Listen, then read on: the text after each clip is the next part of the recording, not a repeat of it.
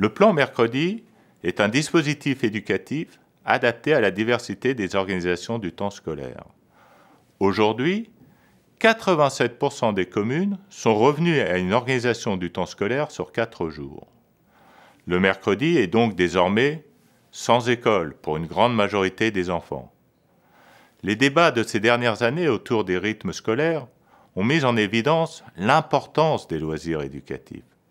Les accueils périscolaires, notamment, se sont imposés comme des espaces éducatifs à part entière. Et ce, en particulier, quand ils sont pensés de manière globale, en cohérence avec les temps scolaires et familiaux, et en lien avec les acteurs du territoire. C'est pour que le mercredi reste un temps éducatif utile aux enfants que le ministère de l'Éducation nationale et de la jeunesse a décidé de lancer le plan Mercredi. Le plan Mercredi, c'est aussi une approche qualitative de l'aménagement des temps de l'enfant qui capitalise sur les acquis des projets éducatifs territoriaux. Les PEDT ont permis la démocratisation des activités sportives et culturelles, un meilleur dialogue entre les acteurs, la valorisation des ressources des territoires et un renforcement de la démarche projet et des équipes d'animation.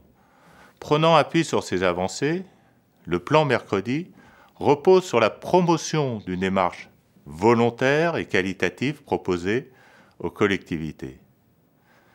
Cette démarche se concrétise par le respect d'une charte et l'attribution d'un label de qualité par l'État. Pour s'inscrire dans un plan Mercredi, les collectivités doivent organiser, ou faire organiser pour leur compte, des accueils de loisirs le mercredi dans le cadre d'un PEDT renouvelé. Ces accueils doivent respecter les principes de la charte qualité plan Mercredi. Ce cadre de référence comprend 4 axes: la complémentarité éducative, l'inclusion de tous les enfants, la valorisation du territoire et la qualité des activités périscolaires. Le plan Mercredi, c'est enfin un dispositif copiloté par les services de l'État et les CAF, associés à de nombreux partenaires.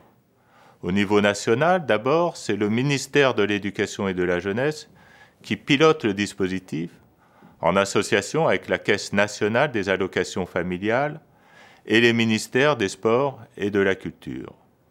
Ces acteurs publics donnent l'impulsion au dispositif, assurent sa régulation et son évaluation. Les grandes fédérations d'éducation populaire, de même qu'un certain nombre d'associations thématiques comme Lire et faire lire, les petits débrouillards ou le Labo des histoires, sont partie prenante du plan Mercredi. Ces partenaires mènent des actions d'accompagnement et d'ingénierie pédagogique auprès des collectivités volontaires. Au niveau régional, les directions de la jeunesse, des sports et de la cohésion sociale et les rectorats assurent des missions de coordination, de formation et jouent un rôle d'interface entre le niveau départemental et le niveau central. Ces actions s'appuient sur des partenariats avec les directions régionales des affaires culturelles, les délégations du CNFPT, le conseil régional et les associations. Le niveau départemental est celui de la proximité avec les acteurs locaux.